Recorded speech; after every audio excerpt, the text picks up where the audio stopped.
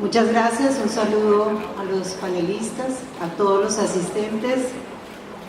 Gracias por estar acá. Don Alfonso, acá lo estamos viendo, resaltamos el esfuerzo que están haciendo, a Marlena, a María Elena. Conocemos la problemática y esperamos abordarla de la manera más técnica posible, para que no nosotros ya entendemos cuál es el conflicto que se viene presentando, sino las autoridades nacionales, porque desde Bogotá todo se ve bastante diferente. Quiero aplaudir de verdad, senador Liscano, esto que usted ha venido haciendo. Ya lo acompañamos en Casanare en este foro, ahora estamos acá y son grandes oportunidades. Lástima que los ministros tienen unas agendas que uno entiende, de acá salen para otro departamento para tratar de abarcar todo el país.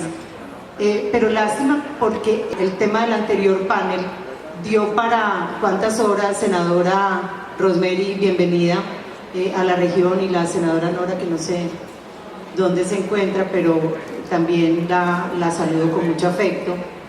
Si el anterior panel, que es el tema ambiental, dio para horas de debate, ustedes no se imaginan, quienes nos visitan hoy, lo que es el tema de la tensión que se genera entre la actividad mineroenergética y la conservación ambiental y el desarrollo en general de nuestro territorio. No es un tema pacífico, es un tema que genera permanentes protestas. De hecho, quiero mostrarles que a pesar de que no han existido muchos estudios, hay uno muy valioso, muy reciente, que nos dice: el PNUD en junio de 2016 tomó una muestra importante, hizo un estudio juicioso de lo que venía ocurriendo y nos muestra que en el año 2010 se presentaron, con ocasión del tema mineroenergético, 38 protestas en el país, en el 2010. En el 2015 ya eran 343, es decir, un aumento del 802%, un crecimiento anual de la protesta social derivada de esta actividad del 44.5%. De estas cifras y de este estudio yo quiero resaltar algo. Senador Liscano, en el 2010 eran 38, en el 2015 343. ¿Qué pasó en el 2010? A partir de ese año, ¿qué pasó que desbordó la protesta social? Le quitaron las regalías a las regiones productoras. Le dejaron a las comunidades los problemas sociales, económicos, ambientales, y despojaron a los gobiernos locales de los recursos para poder reaccionar frente a esa problemática. Una bomba de tiempo, una fórmula terrible. Yo personalmente allá luché bastante fuerte con el entonces ministro de Hacienda, que era el doctor Echeverry. Hoy me lo vuelvo a encontrar como presidente de Ecopetrol y ahí estamos tratando de rescatar esas relaciones, solo pensando pues que esas relaciones son importantes para llevarle a las comunidades por lo menos soluciones en los planteamientos que tan válidamente hacen. Pero vean cómo se dispara el conflicto en esta zona desde que primero nos despojan de las regalías. ¿Cuáles son las causas que dice el PNUD además de eso? Los impactos medioambientales. Acá se puede parar en la cabeza el técnico más prestante del mundo a decirnos que el petróleo no genera impacto ambiental, y acá nos morimos de la risa, porque lo sentimos, lo palpamos. No estamos en contra de la actividad, pero queremos entender la actividad dentro de sus realidades para aprender a convivir con ellas sin que se golpee tan fuerte a las comunidades. El impacto medioambiental es un hecho y es la primera causa de este conflicto social derivado de la actividad. El segundo, los conflictos laborales. Qué cosa tan difícil, debería ser un principio básico y debería salirle muy barato a las empresas que llegan a la región decir, venga, yo mejor contrato obra local porque me sale muy barato, no tengo que pagarle vivienda ni nada, acá están. O venga, contrato las empresas locales, pues porque es muy sencillo trabajar con quien ya está instalado. Claudia, ustedes que todos los transportadores, yo sé cómo padecen con estos temas, no, les parece mejor y más válido traer personal desde otros departamentos o traer empresas, y eso es la segunda causa más importante del conflicto social. Tercera causa, violación de derechos fundamentales, tratar de adelantar proyectos sin tener en cuenta a las comunidades. Eso no es válido, eso genera unos choques innecesarios, mayores costos, disminuye la producción, pero sigue ocurriendo. Cuarto, el exiguo apoyo al desarrollo rural. Todos estos desarrollos petroleros o mineroenergéticos se dan en zonas rurales, pero no se apoya al sector rural. Viene el conflicto. Y quinto, la afectación de la calidad de vida. Se cambia totalmente la dinámica social de una comunidad. Esto es tan grave como que alguien se meta a la casa de uno y empiece desde allí a generar una actividad que nada tiene que ver con nosotros. Es invadir nuestro espacio primario, nuestro hogar. Y sin embargo en Bogotá a veces les cuesta trabajo entender por qué las comunidades se alzan frente a estos temas. Ese es el primer aspecto que quería resaltar. Vean, y remato con esto y espero, Nelson, que me permita acabar la idea. Vean cómo se afecta hasta la planeación de un territorio con esta actividad. Voy a tomar como ejemplo Casanare y Meta. Desde Bogotá, sin consultar una sola instancia local, solo tomando decisiones desde oficinas en Bogotá, se puede afectar buena parte de los territorios. En Casanare, el territorio total de Casanare consta de 4,5 millones de hectáreas. Sin embargo, el 63% de este territorio, desde Bogotá, se autorizan licencias ambientales para temas mineros, para temas petroleros. ¿Y será que nuestra opinión o nuestra afectación no debe ser tenida en cuenta? Yo creo que es imposible no generar un conflicto cuando desde otro lugar toman decisiones de nuestra casa. O en el Meta, 34% del territorio del Meta, su actividad productiva está definida desde Bogotá. Seguramente la doctora de la ANLA nos dirá de qué manera intervienen las autoridades locales, las autoridades ambientales, pero sin duda alguna, y es que son cifras oficiales que hemos recaudado nosotros previamente, es decir, no nos estamos inventando acá nada, nos dicen, nos indican que esto es una realidad. En Casanare, desde Bogotá, nos definen que el 63%, es decir, 2,7 millones de hectáreas, deben ir destinadas a esta actividad, cuando el 70% de los suelos de Casanare son de vocación agropecuaria. Y entonces, ¿cómo hacemos si ya lo está invadiendo y se está definiendo otra vocación productiva?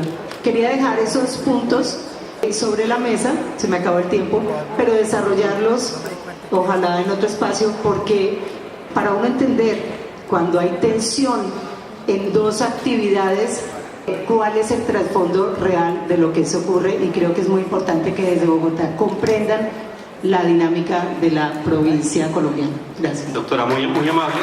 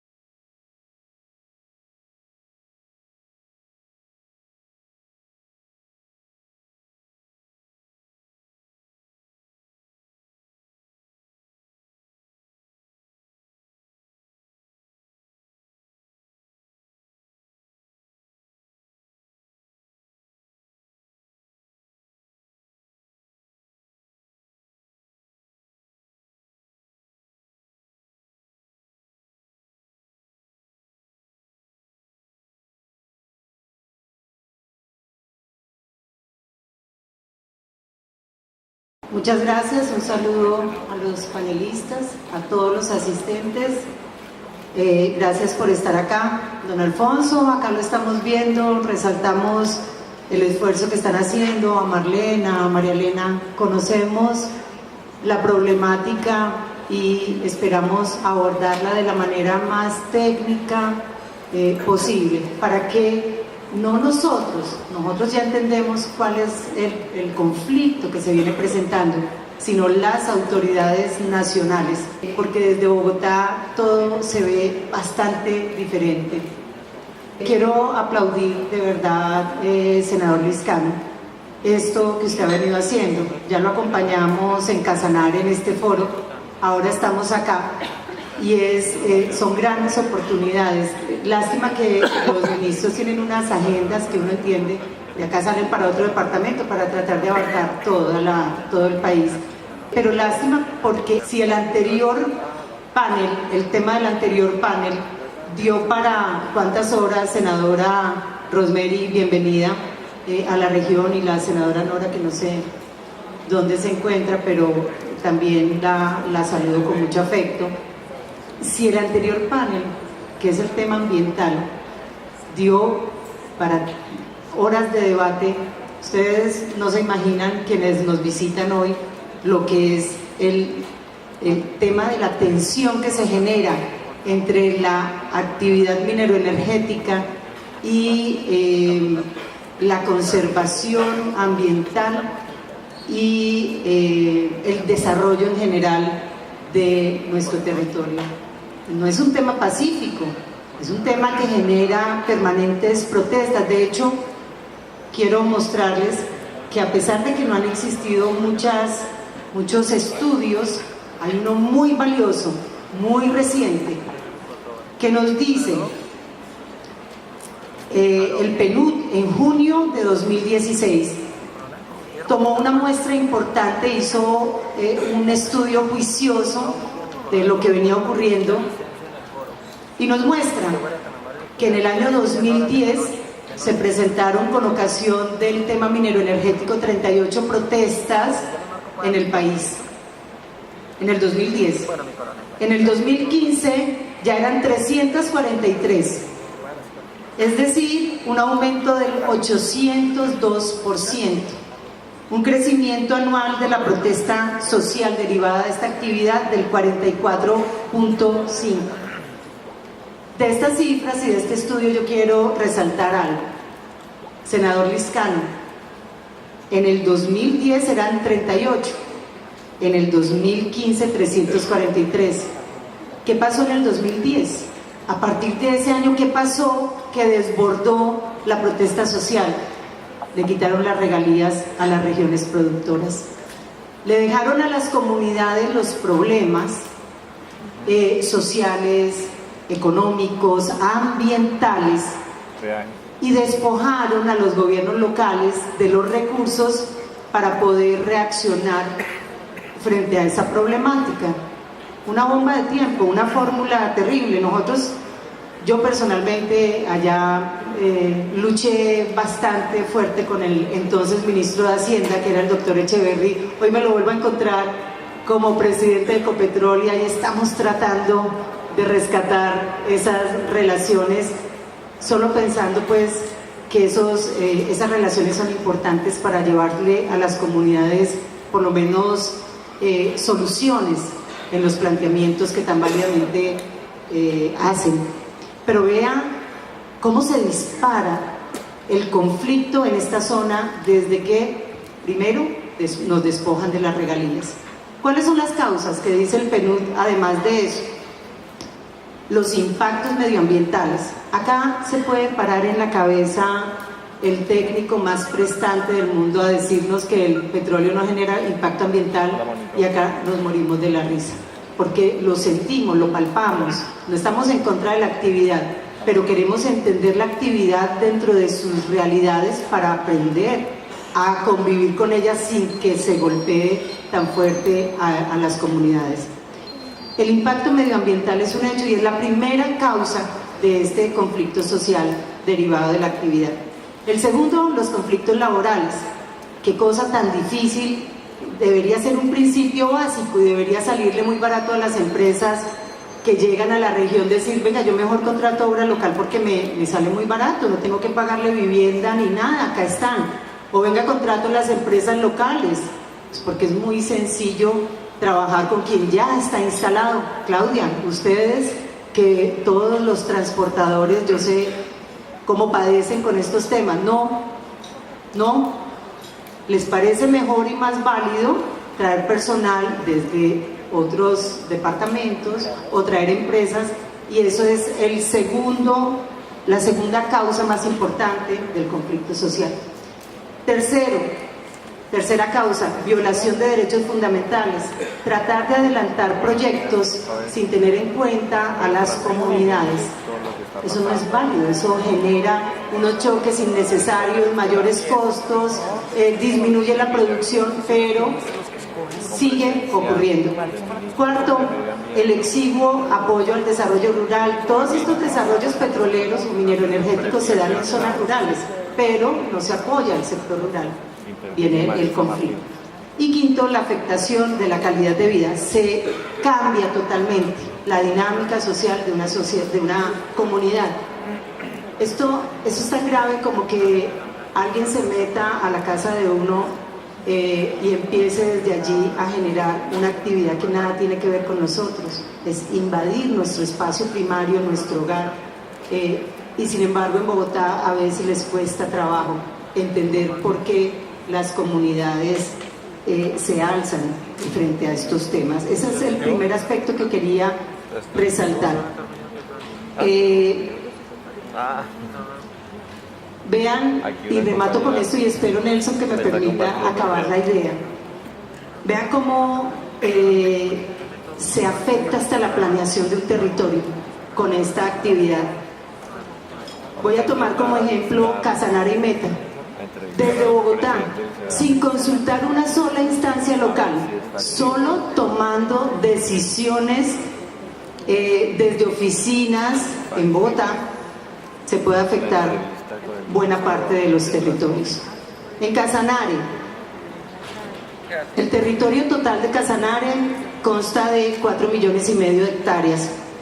Sin embargo, el 63% de este territorio, desde Bogotá, se autorizan licencias ambientales para temas mineros, para temas petroleros, y será que nuestra opinión o nuestra afectación no debe ser tenida en cuenta. Yo creo que es imposible no generar un conflicto cuando desde otro lugar toman decisiones de nuestra casa.